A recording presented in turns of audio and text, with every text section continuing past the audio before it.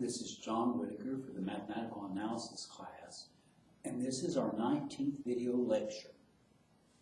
We are working in Chapter 3, and we were talking about sequences. And I want to write up a theorem to start us off about sequence of complex numbers. So this theorem has several parts. It says, suppose S sub n, T sub n are complex sequences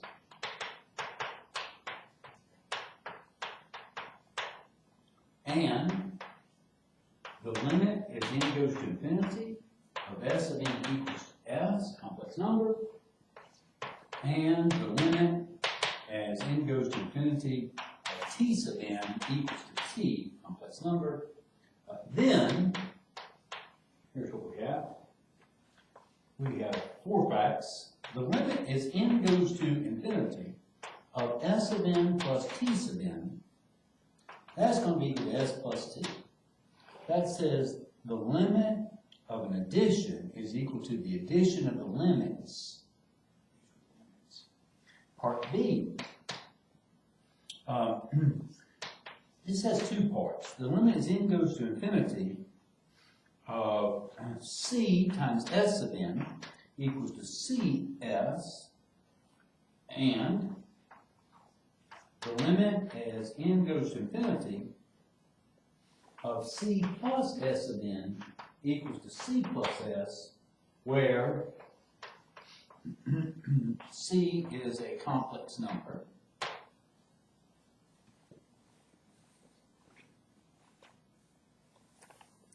Okay, the other two parts of this theorem are, part C, the limit as n goes to infinity of S of n times T sub n is equal to ST. So this is a sequence that consists of the product of the terms of the sequences in S and T. And part D, if the limit as n goes to infinity of 1 over S of n equals to 1 over S, provided S of n is different from 0 for all n element of J, and S is different from 0. Okay, so we're going to do these proofs, and let's let S of n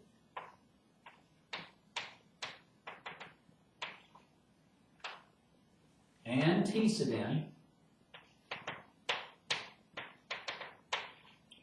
be sequences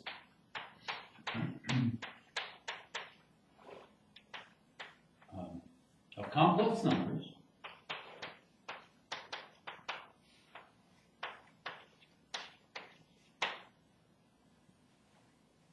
and C be an element of complex numbers, where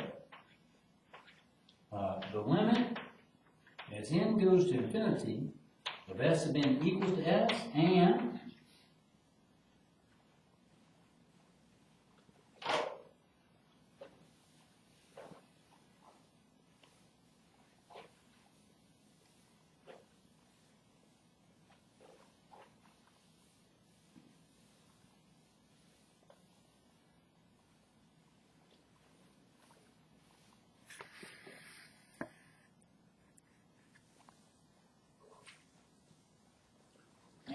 the limit as n goes to infinity of T sub n equals to T,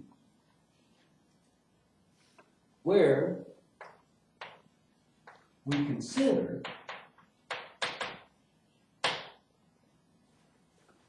the complex numbers as our metric space for the metric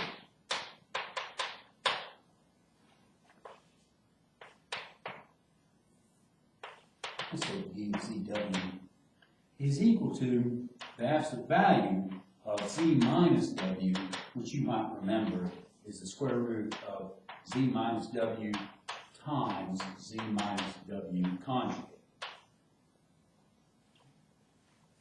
Okay, so for part A, we're going to start each individual section. For part A, we want to show the limit as n goes to infinity of s of n plus t sub n equals to s plus t. Okay, how do we show a sequence conversion? Well, what we need to do is we let epsilon be greater than 0 to be given. What we need is a natural number, so an n element of j, such that for all n bigger than or equal to this big N, the distance between s sub n plus t sub n and s plus t will be less than epsilon. So what we're looking for, and I won't write that for these proofs again. Well, instead, what I'll write is we want here, in this case, this distance is nothing more than the absolute value of s sub n plus t sub n minus the quantity s plus t. We want that to be less than epsilon.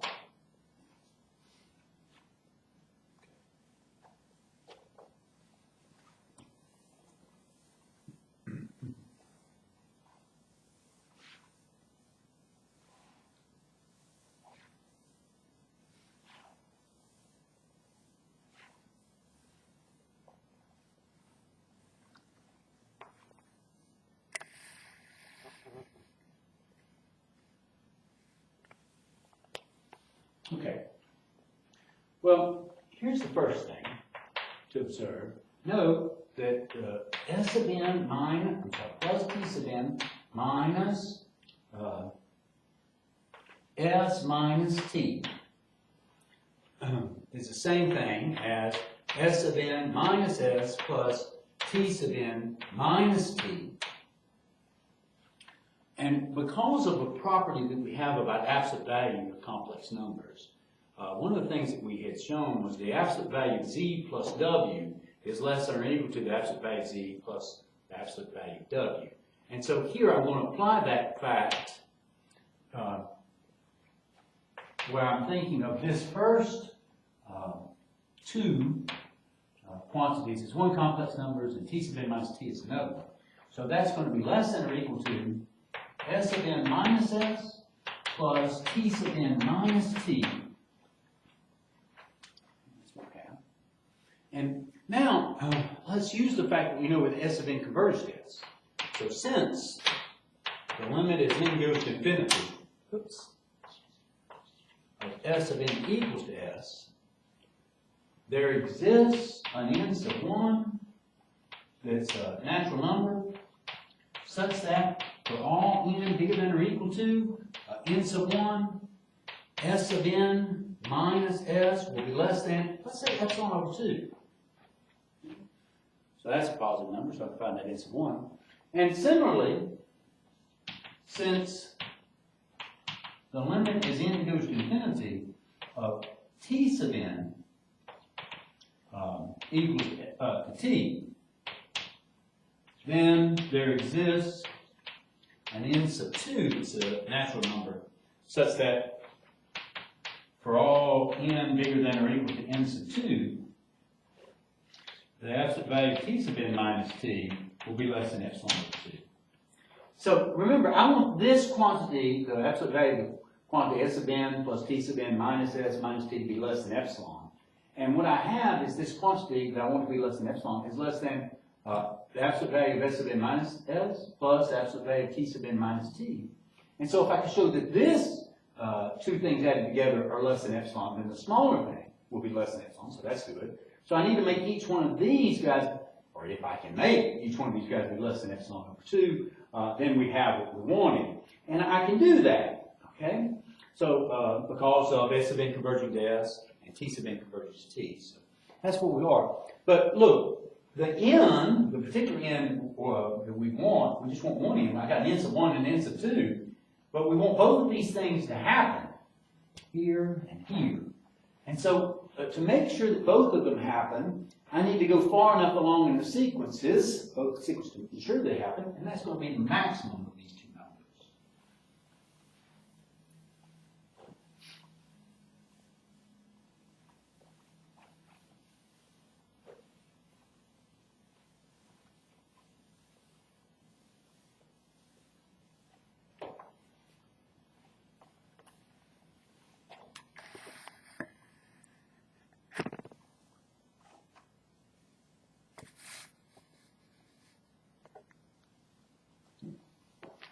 So we're going to let n equal to the max of n sub 1 and n sub 2. Then, for all n greater than or equal to this big N,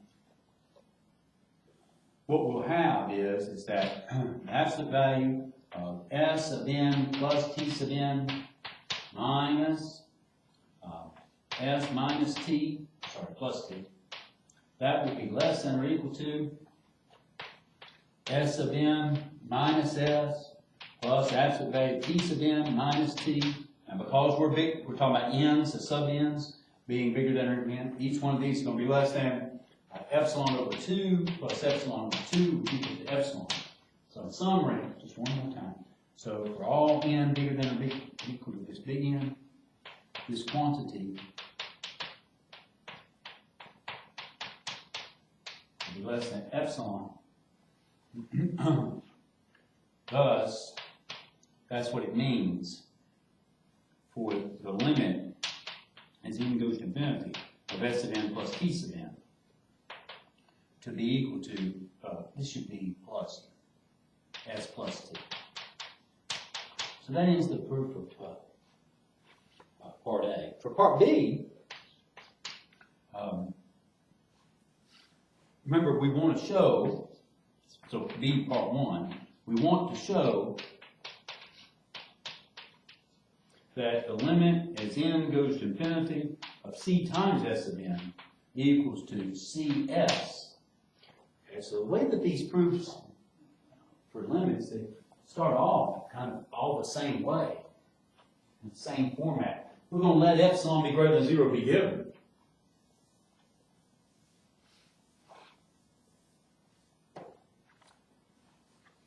So let's write that down.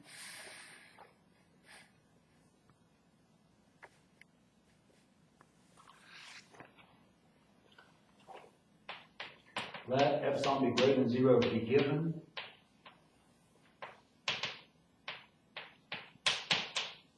We need a n element of natural numbers such that for all n bigger than or equal to this big N, absolute value of c times S of n minus c times S will be less than epsilon. Okay, so what we want is this c times S of n minus c times S inside absolute value to be less than epsilon. That's equivalent to wanting, well, the absolute value of c times S of n minus S inside absolute values less than epsilon. That means we want, and we'll keep writing, what is it that we want and reduce the problem down to something I can get. We want the absolute value of c times the absolute value of S of n minus S to be less than epsilon. And I can write this quantity here as this quantity because of properties of the absolute values of a complex number. And look, I know the S of n's get arbitrarily close to S, so this distance can be made really small times 0 times the absolute value of c. I can make this so small that multiplying it by the absolute value of c is not going to make it bigger than epsilon. But we need to write that down so in a formal way. So here's what I'm going to do. We're going to look at two cases. We will consider two cases. And so here's case 1. let's say the absolute value of C equals to 0. So C was 0, okay? Then,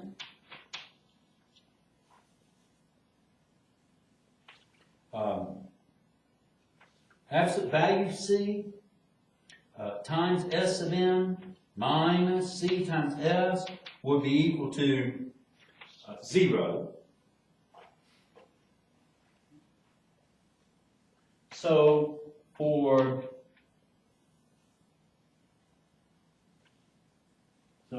all n bigger than or equal to 1, we would have C times S of n minus C times S be less than epsilon.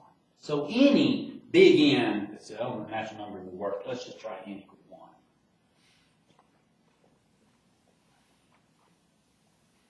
So in this case,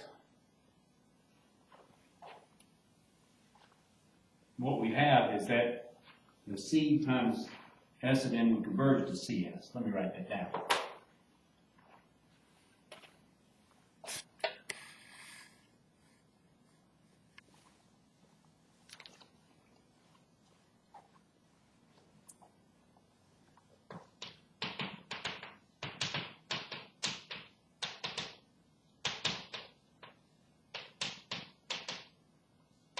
That's in that case.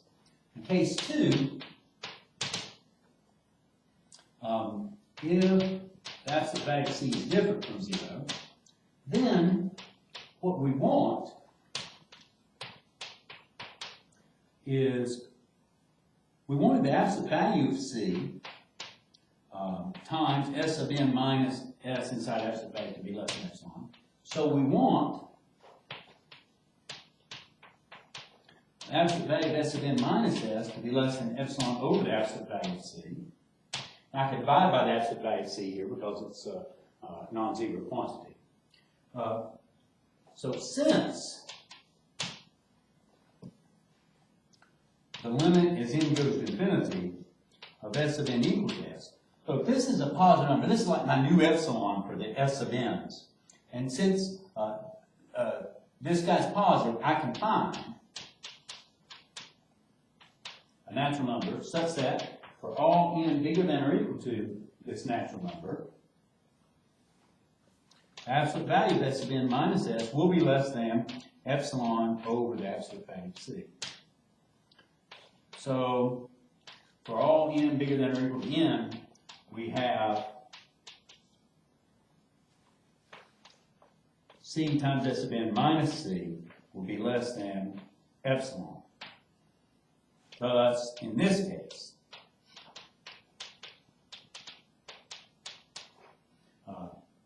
the limit as n goes to infinity of C times S of n equals to C times S. And those are the only two possible cases. So in both cases, we get what we want. So that ends part B, part 1.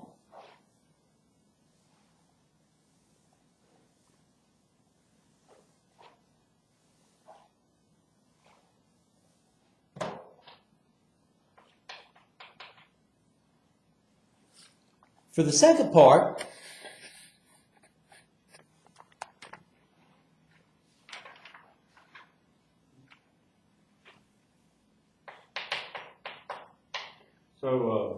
we want to show the limit as n goes to infinity of C plus S of n equals to C plus S. So if we let epsilon be greater than 0 be given,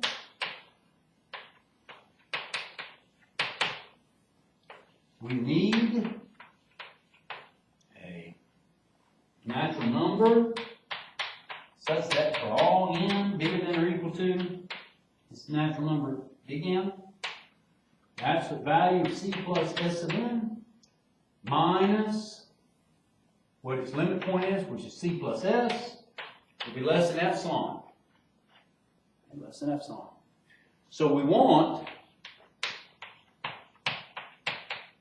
absolute value of C plus S of n minus C minus S to be less than epsilon. That means we want the absolute absolute value of s of n minus s to be less than epsilon.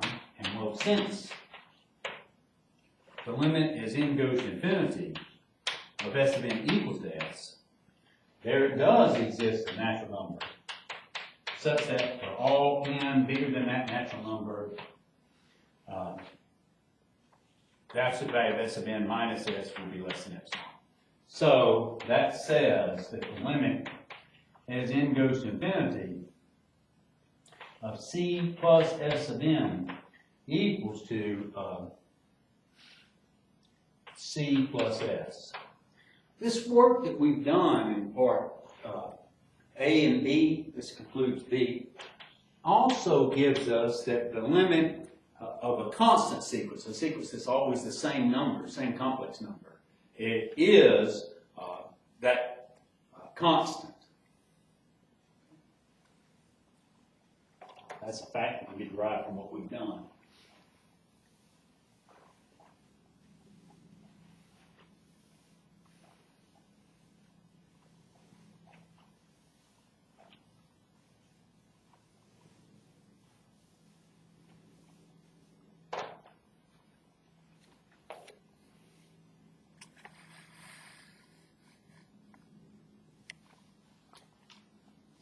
Okay, now part C, we want to show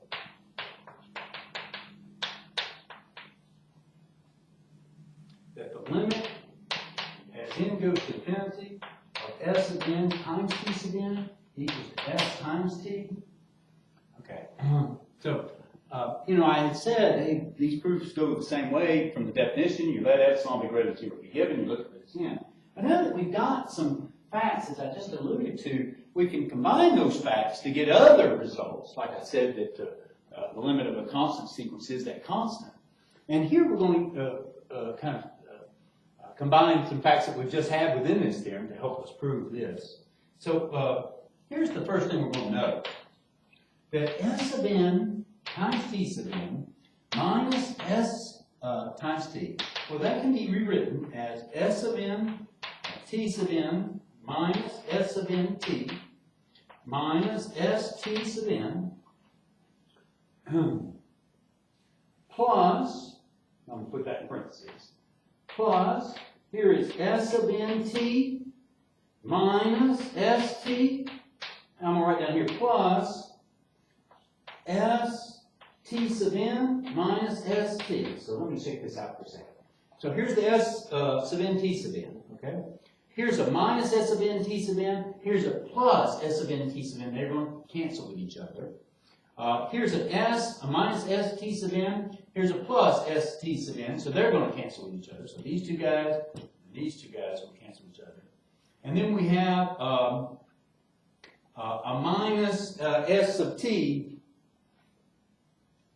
It looks like twice, so I made a mistake. Here is my mistake. I forgot to add an s of t here, plus we have this parenthetical expression that I need to put back. S of n to t minus s of t. Okay, there it is. So I have two minus s of t's, and here's a plus 1, so that makes a minus s. That's correct. Equals. Well, this four-term expression, you can factor it, factor it by grouping if you want, but it factors as s of n minus s times t sub n minus t, plus this parenthetical expression has a common factor of t, so it's t times s of n minus s, and here this has a common factor of s, that's t sub n minus t, in that fashion. Okay. So what we get is s of n times t sub n is equal to, here it would be s of n minus s, t sub n minus t, plus t times s of n minus s, plus s times t sub n minus t, and then we would add s of t here. Okay, so I'm adding s of t to both sides. So here's what I'm thinking. The limit of this guy will equal to the limit of every one of these parts. Well, now note, since the limit as n goes to infinity of s, well, wait a second. What I need to show is that the limit of this part right here, I'm going to show, is equal to 0. That's what I'm going to show. I'm going to show the limit of this part 0, the limit of this part 0, and the limit of this part is just going to be s of 2. Okay, so let's let epsilon be greater than 0. Since the limit as n goes to infinity of s of n minus s equals to, since the limit as n goes to infinity of s of n equals to s, there exists an n sub 1 that's a natural number such that for all n greater than or equal to n sub 1, the absolute value of s of n minus s will be less than, I'm going to say the square root of epsilon. Okay. Similarly,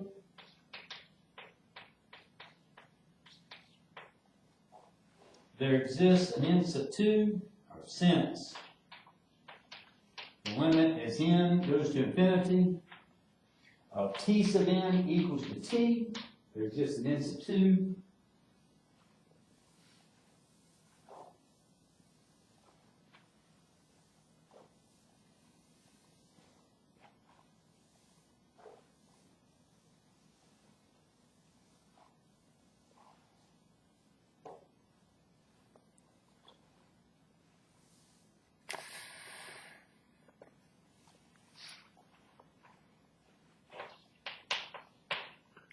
that's an element of the natural numbers such that for all n bigger than or equal to n sub 2, t sub n minus t will be less than the square root of epsilon. So we're going to let n equal to the max of n sub 1 and n sub 2. Then, for all n bigger than or equal to n, that absolute value of s of n minus s times t sub n minus t, which will be equal to the absolute value of s of n minus s times the absolute value of t sub n minus t, will be less than, this is the square root of epsilon times the square root of epsilon, which equals to epsilon. So, that says, well, really, I'm going to add something here. I'm going to add this, minus 0. Okay? Minus 0, but that's the same thing as s sub n minus s times t sub n minus t.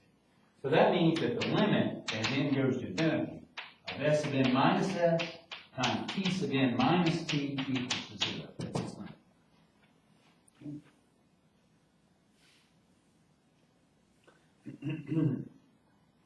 Okay, so now we'll start working on other parts of this quantity that s of n times t sub n is the same thing as.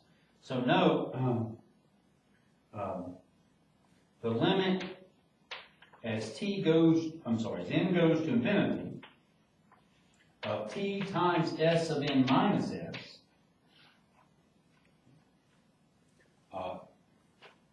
is equal to the limit as n goes to infinity of t times s of n minus t times s. Okay. And here, the limit as n goes to infinity of t times s of n, we have shown, well, first of all, the limit of a subtraction is going to be the limit of the first guy times, minus the limit of the second guy. That's from part A of this theorem, and the first part, part B, where we're multiplying the second quantity by minus 1. Oops.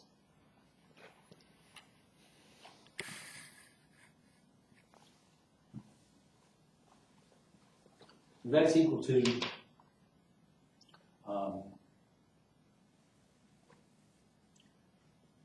the limit as n goes to infinity of t times s of n minus the limit as n goes to infinity of c times t times s, which equals to, this is nothing more than t times s minus, this is going to be t times s, and so that's going to be equal to 0. All right, so the next quantity we wanted to look at is, note the limit as n goes to infinity of s times t sub n minus t. That's going to be equal to the limit as n goes to infinity of s times t sub n minus st, just like what we did previously, step before. But this is a constant, this guy, the limit of this guy, this is a constant times something that converges, so what it converges to by part B, by B part 1 is st minus st, which equals to 0. Good, got that. And so finally, the limit as n goes to infinity of s times t, that's going to be equal to s times t. And here I'll just write why that's true. Well, we could say as the limit as n goes to infinity of, let's say, s of n plus st. Okay, we know that converges to s plus st. Minus, let's say, s of n, which we know converges to minus s. Okay. So this would be equal to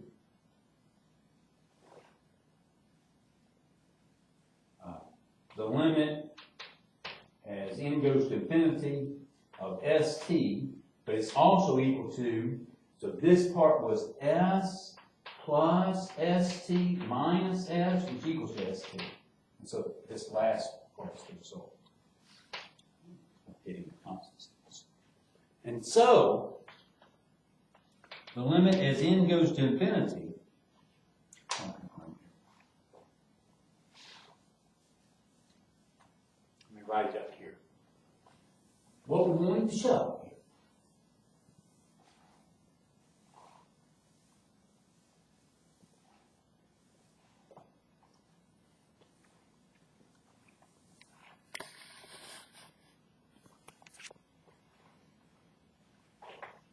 The limit as n goes to infinity of s of n t sub n will be equal to the limit as n goes to infinity of the way that we rewrote this, which was, I think, s of n minus s times t sub n minus t plus t times s of n minus s. I think I'm running out of room, so I'll write it down here. Plus s times t sub n minus t, good Lord, plus s sub t. Okay, we've shown that it's going to equal to the limit of each part of this. This part was 0. This part was 0. This part was 0. And this part, the limit of that part was s sub t. And that's what we were trying to prove. We got one more part. And that is, we want to show part D, okay, we want to show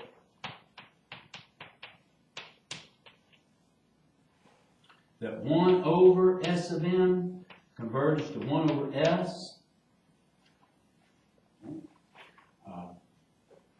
when s of n converges to s and s of n is different from 0 for all n elements of the natural numbers, and s is different from 0.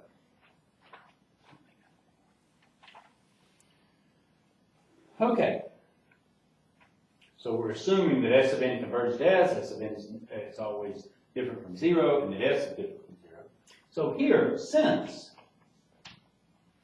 s of n converges to s, there exists, I'll call it an m, it's a natural number, such that for every n greater than or equal to m, what we have is s of n minus s will be less than whatever particular number that I choose. I'm going to say 1/2 times absolute value of s. Now, when I said whatever particular number, remember the number I have to choose is epsilon, which has to be greater than 0. So since s is non-zero, absolute value of that's non-zero, 1/2 of it's non-zero. That's what we have.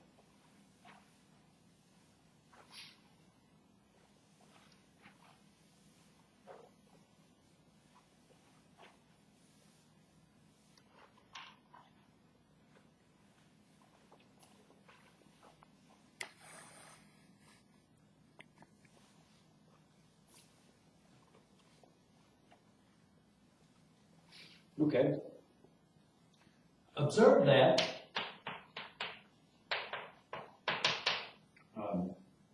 the absolute value of s is the same thing, the absolute value of s minus any s of n plus s of n, which will be less than, using facts about the absolute value of complex numbers, s minus s of n inside absolute value plus absolute value of s of n.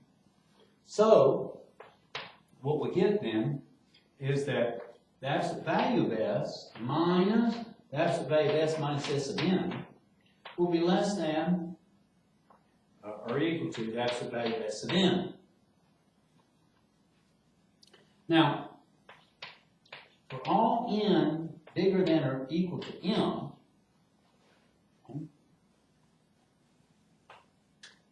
okay, this quantity right here will be less than 1/2 the absolute value of s.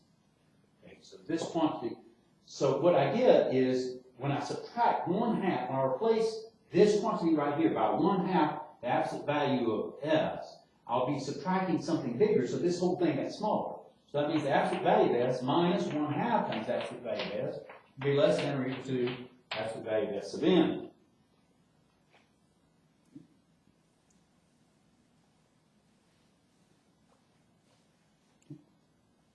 Okay, so here, if we let epsilon be greater than 0, there exists an n sub 1 element of the natural numbers such that s of n minus s inside absolute value will be less than 1/2 the absolute value of s to be squared times epsilon. All epsilon. For all n greater than or equal to n sub 1. Okay. Now, we're going to let n be equal to the maximum of n sub 1 and m.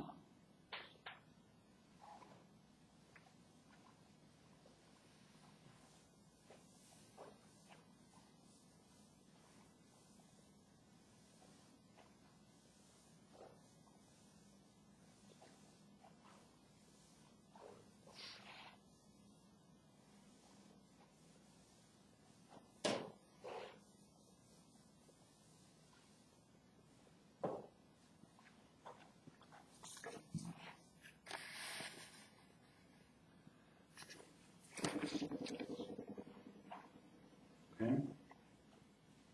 So,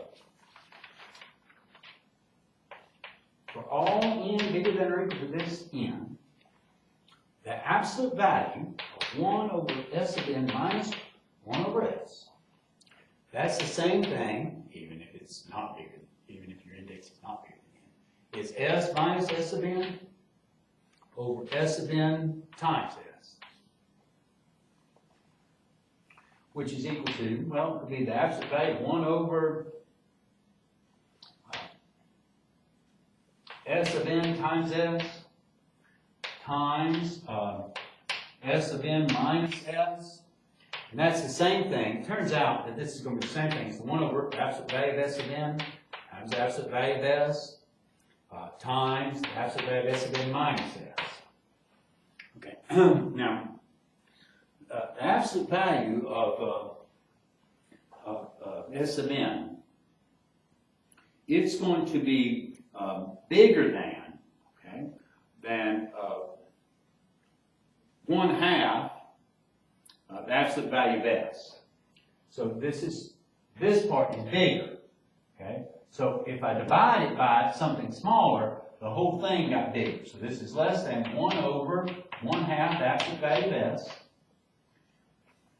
Ladies and gentlemen, let me point out where I'm getting that. Okay? So where am I getting that the absolute value of S of n is less than 1? Is greater than 1/2 the absolute value of S. Where I'm getting it's from what we said right here. Pointed out because I really didn't say it explicitly. This says 1/2 the absolute value of S is less than S of n for n bigger than or equal to m. And since n's are bigger than the big N, which is the maximum between m and n sub 1, we have this situation. Okay? So that says the absolute value of S of n is going to be bigger than 1/2 the absolute value of S.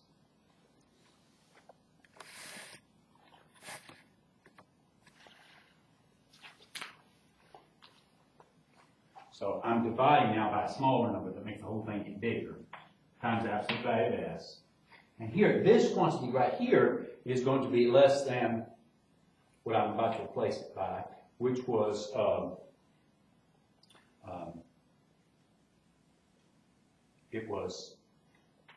well, I'll leave it as is for right now. S minus S of n. Okay, so this is equal to 2 times the absolute value of S squared, and here's S of n minus S. So let's use what this guy can be replaced by, but it's bigger than yet.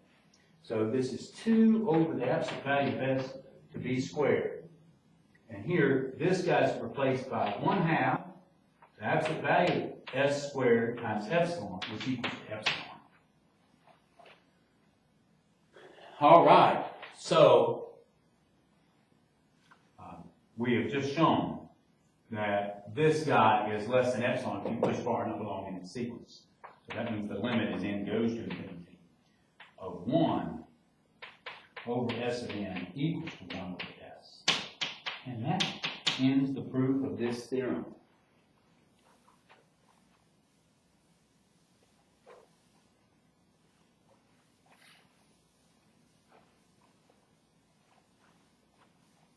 Okay, well, I want to switch our attention to a statement that has to deal with sequences in RK.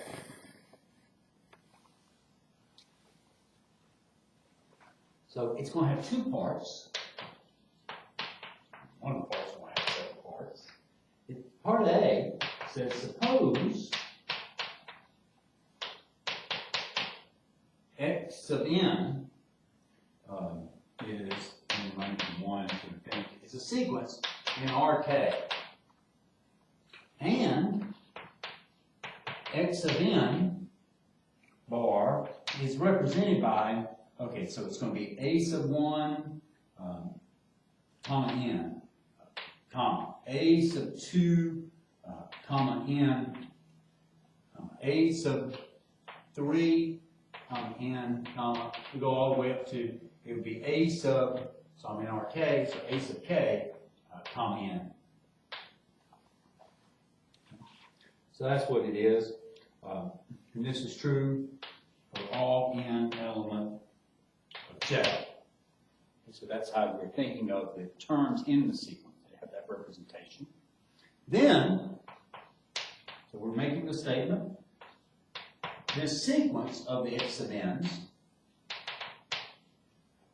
converges to x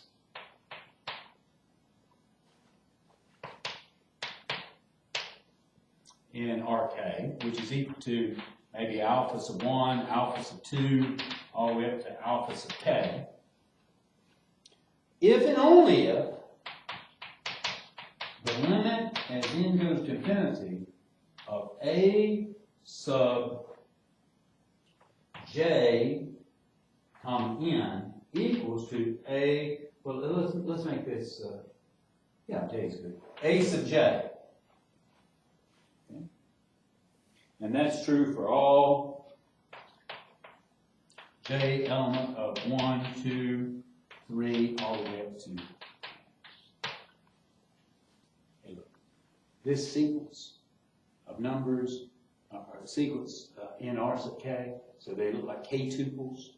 They're going to converge to something in R sub k if and only if each component, if you look at the sequence of each component, it's got to converge to that component in big X or X bar. And that's what this is saying. And part B, suppose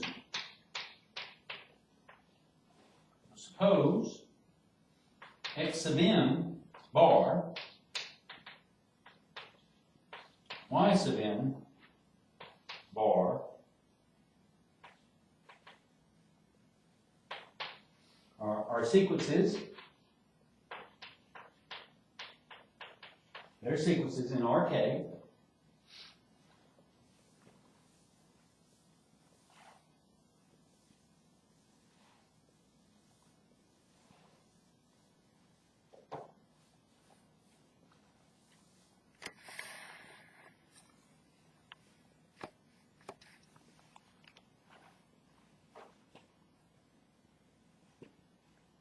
In RK.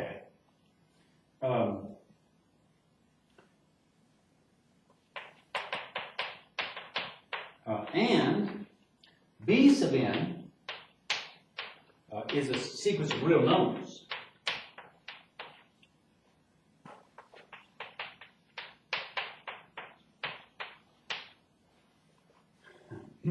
And the X sub n's converge to X, and the Y sub n's converge to Y, some number, not number, some vector in RK. And the sequence of B sub n's, those are real numbers, converge to some real number B. Then, the limit as n goes to infinity of X sub n bar plus Y sub n bar equals to X bar plus Y bar. Second thing that will happen is that the limit as n goes to infinity of X sub n bar times Y sub n bar, remember this is in a product here, equals to X bar times Y bar. And thirdly, the limit as n goes to infinity of B sub n times X sub n will be equal to B times X. Those are the things we want to show. Well, we'll probably get through, let's take time to get through A. Well, let me see what time it is. Yes, we get through part A. It's an if and only if statement.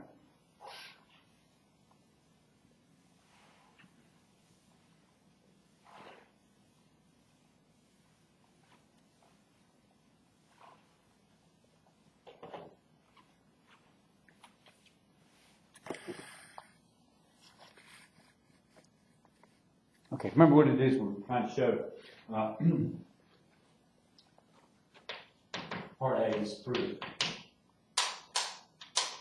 We let X sub n be a sequence in RK, and we're representing a term in that sequence by A sub 1 n, the nth term in the sequence, A sub 2 n, all the way up to A sub k n.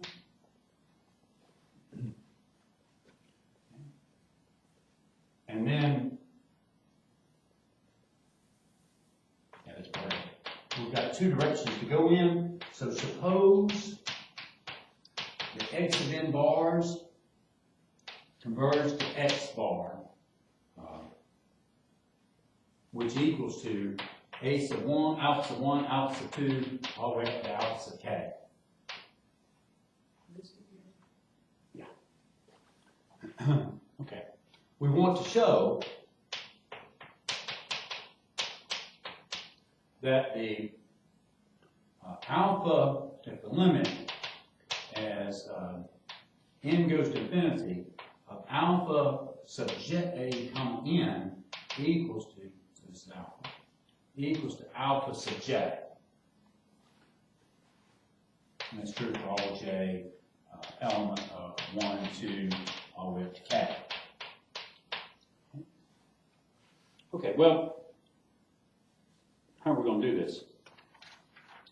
We're talking about sequences, conversions, so we let epsilon be greater than 0 be given. Okay. So we need an n element of the natural numbers such that for all n bigger than or equal to this big N, the absolute value of alpha sub j comma n minus alpha sub j will be less than epsilon. Okay. But what we have is since x sub n is converged to x, what does that mean? Then there exists an n element of natural numbers, okay, such that for all n bigger than or equal to this big N, okay, the norm between x sub n minus x bar will be less than epsilon.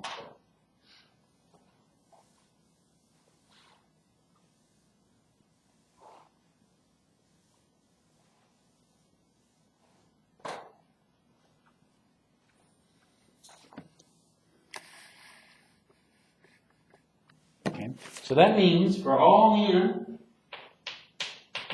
bigger than this big N, okay, this norm is going to be nothing more than the sum of, as I runs from 1 to k, of x, well, it's called alpha.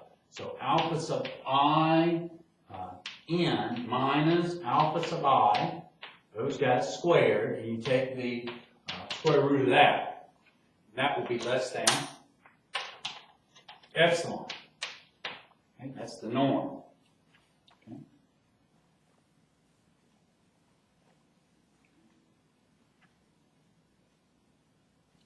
Let's change this to j.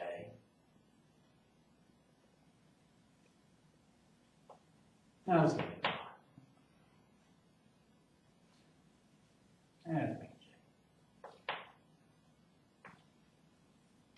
Okay, that's what it means. And so since the limit, note that the alpha sub j comma n minus alpha sub j, that quantity squared is going to be bigger than or equal to 0. That's what we have.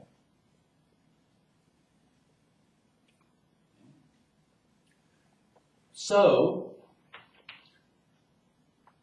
for each j element of 1 to k, okay, so we're adding up a bunch of things. Okay. And what I want to tell you is that the alpha sub j comma n minus alpha sub j squared, okay, raised to the 1/2 power, that must be less than or equal to this sum.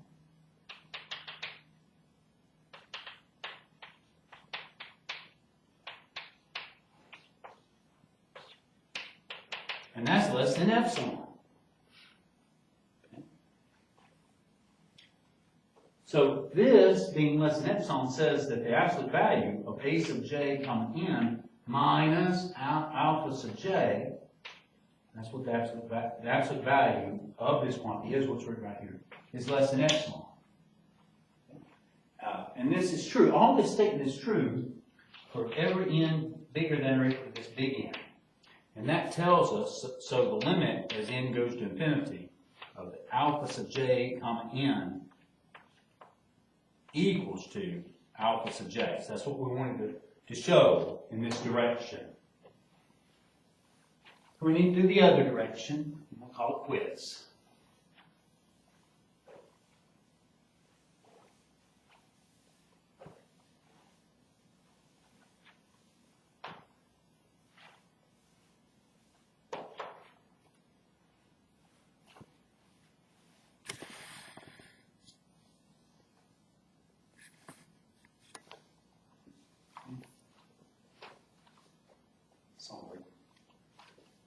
So here, we suppose that the limit as n goes to infinity of alpha sub j comma n equals to alpha sub j for each j element 1, 2, up to k. So each component goes to alpha sub j. We want to show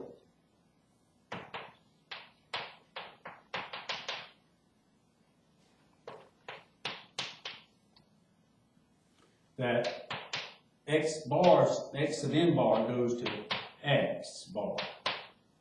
Okay? Okay. So we let epsilon be greater than 0 be given. We need an n. This is from the definition of convergence. It's a natural number such that for all n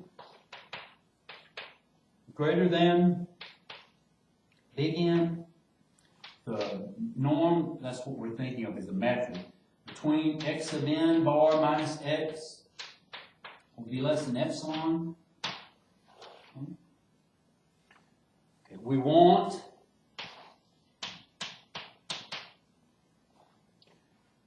this is nothing more than the sum as j runs from 1 to k.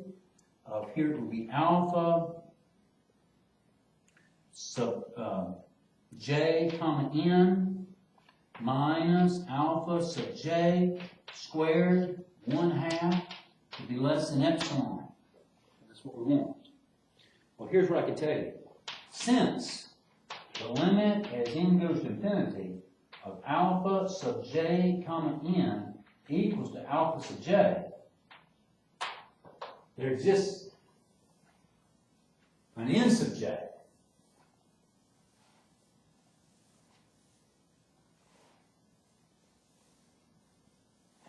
That's a natural number. Let me get this down.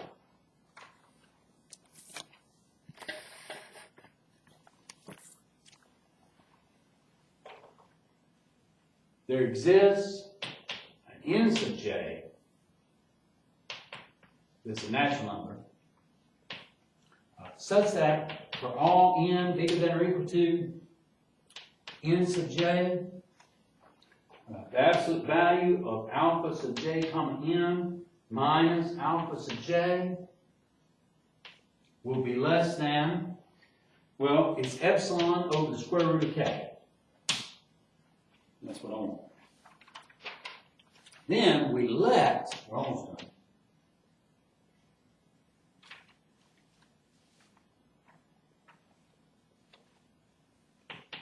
N equal to the maximum of the n sub 1, n sub 2, all the way up to n sub k. So j runs from 1 to k. Then for every n bigger than this big N, bigger than or equal to, the absolute value of a sub j, alpha sub j comma n minus alpha sub j will be less than, it was epsilon over the square root of k.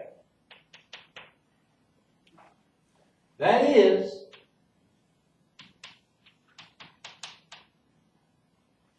and this is true for every j in between 1 and k, that is the square root of the alpha sub j comma n minus alpha sub j to be squared in this fashion is less than epsilon over k.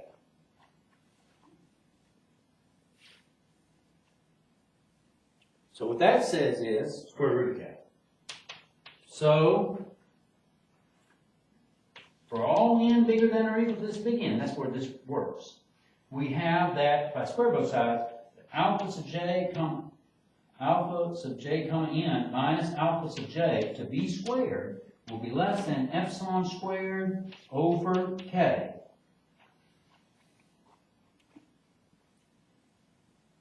Okay, now we're talking about this norm in RK. We want it to be less than epsilon. We only got a minute left.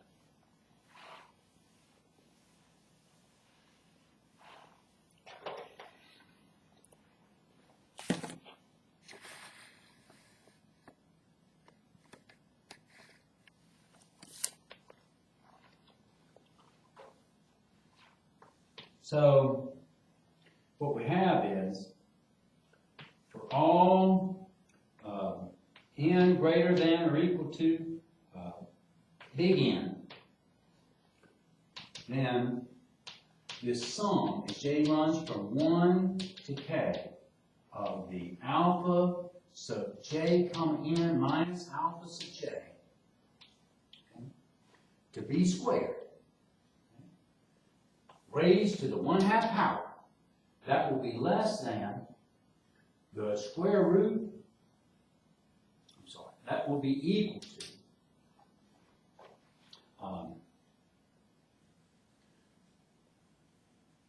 it will be less than or equal to, strictly less than.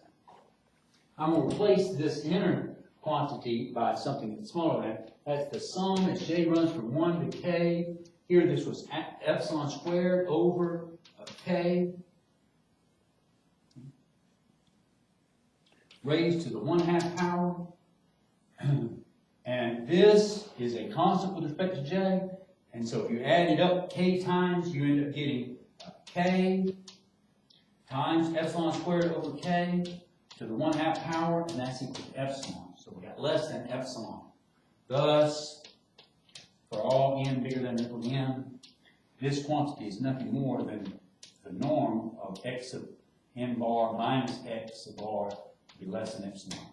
So that means that the limit as n goes to infinity of x of n bar equals to x bar. And that's the end proof for part A. We'll pick up there next time. I'm sorry I went over.